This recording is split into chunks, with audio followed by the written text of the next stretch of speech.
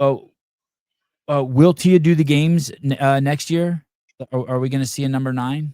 I hope so. When you ask her, what'd she say? Just no, man. Like in May this year, she didn't know. Like this is Tia's thing, and it's completely fine because she's earned that right. But even if you ask totally, Shane, it's totally fine.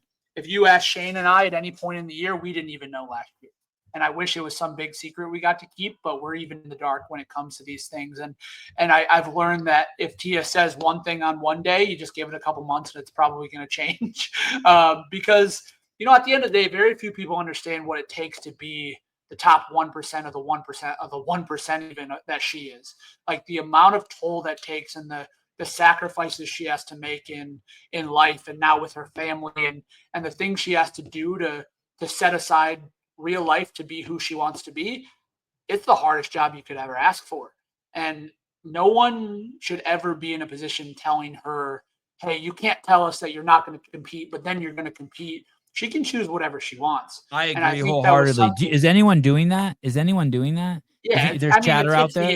It's the internet, oh, right? Yeah, and I think it's one of those things guys. where listen, when I hear people, we'll take her the day before the games. Like, we got if she retired and she a day before the game said, "I'm getting a wild card and I'm coming," best thing that could ever happen. Like everybody would be pumped about that. You're always going to have those armchair quarterbacks that are going to complain about it, but they're probably not doing much in life anyways at that point. But when I see comments of people saying it's boring to watch her, like I'll never be able to wrap my mind around that. I think it's the craziest thing I've ever heard to say something that like you're literally watching history being made of someone that is pure excellence in what they're doing. And if you're not pulling,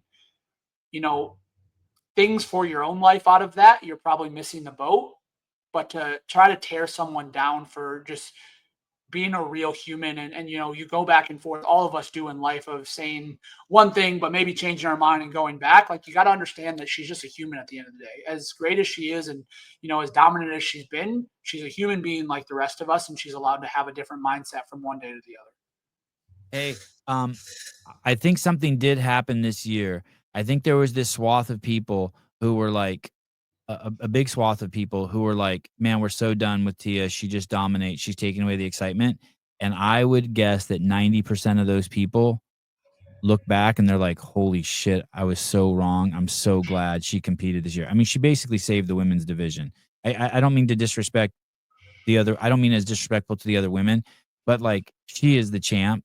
And it would, she gave us a huge gift by coming because she validates the fittest human on the planet. She validates the entire brand, the GPP, general physical preparedness, the unknown and unknowable, all the taglines that make CrossFit, the number one GPP program in the world. She validates them.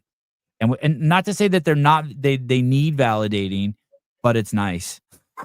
But it's really nice. I think the coolest thing is you've seen her become more humanized over the years. Her performance hasn't changed, but she's coming out of her shell a little bit more. She's becoming an ambassador for the sport in a way that she wasn't maybe 5 years ago, because like you said before, she's just becoming more open to being in the community. And I think the funniest thing is, man, like people don't understand that she just can't shut it off.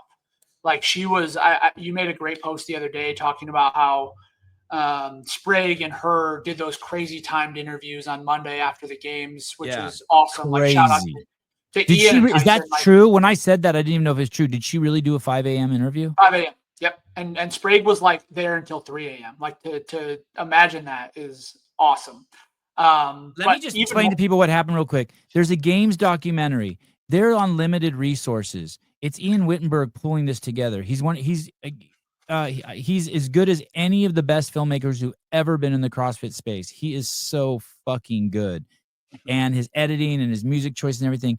And so they're so limited. And so they ask Tia, we have to do an interview with you. And the schedule is really full. These are the times we have. And there was a 5 a.m. slot. And Tia's like, fine, I'll be there at 5. Now, of course, Ian probably stayed up all fucking night interviewing people. Obviously, if he's interviewing Sprague at 2 or 3 in the morning. And Tia did it. Like, she does not have to do that at all. Sorry, go on. I just wanted to be like, that's crazy shit. She just won the games. Yeah, and she's in 10 documentaries already. She could have just been like, yo, dude, just be like, fuck you. And that's what I was going to say. for her, there's nothing that documentary can do to really help her Right. as an athlete. You know what I mean? She's at the point in her career where, like, James, absolutely go do that. That's going to help you massively in your career. People are going to get to know you better. But for Tia, like, there's no reason for her to be there other than she wants to be helping the brand grow. And obviously, we have a great relationship with Ian, so she's never going to say no to that guy. That guy's awesome. Yeah. But what I was going to say is she did that interview at 5 a.m. and we're packing up the booth at I think 8 to 9 a.m. out on Pearl Street. And she's right there, man. Like, she's putting tape on boxes. She's loading up trucks. Like, that's the person that she is. There's no facade there. There's no turn on for the cameras. Like, the amount of work that woman puts in on a daily basis for every single thing that she does is just mind blowing. And I wish more people can understand that. And I think people are over the years seeing the kind of human that she is. And I think it's the coolest thing that could happen. And I know, like, she keeps saying, hey, I want to retire. I want to do this. But I think she's realizing that the more she gets into this and the more people she gets around her that are such good humans, and to see Willow be at these events and see her doing what she's doing, it's going to be life-changing for Willow as she grows up, to where it's just not as much of a daunting task anymore, to where she's having a good time. And yes, she's going to be as intense as ever, but she's actually enjoying what she's doing again, which has been amazing to see. And she said it to us a million times this year. She said, this games training with this camp and being in our own facility at HQ has been the easiest and the most simple and the most fun experience I've had in my whole career of training. It is kind of cool that it took her, like, 5 years, and that she did come out of her shell, after 5, 6 years, and now we're in year 8, and that those people around her interactions with them allowed her to come out of her shell too, right? Like, or maybe not even come out of her shell. That's but without those people around her, if she wouldn't have let that many people around her in the cameras, we wouldn't have got to see the interaction. Like, it was cool to see her chopping it up and making the crass humor with the Aussie boys. It was cool to see her get pissed when she missed a snatch.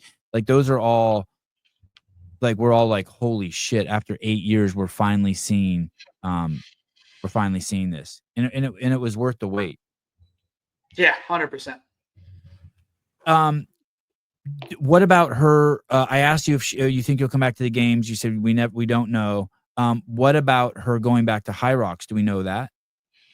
I think she's going to do some this year. We have some plans just to be at a few because we've got so many coaches now on the Hyrox side, to where that's just a part of our business, to where I think she's going to do some doubles races, things like that. But there's nothing planned yet, like, competitively. I think that's one of those things where if she feels like doing it in the fall after Rogue and all that, and she wants to jump into a few and maybe put together an 8 to 12 week block of training for it, she will. But nothing on paper yet. Is there any stone I didn't turn over? Jay Crouch getting on the podium next year?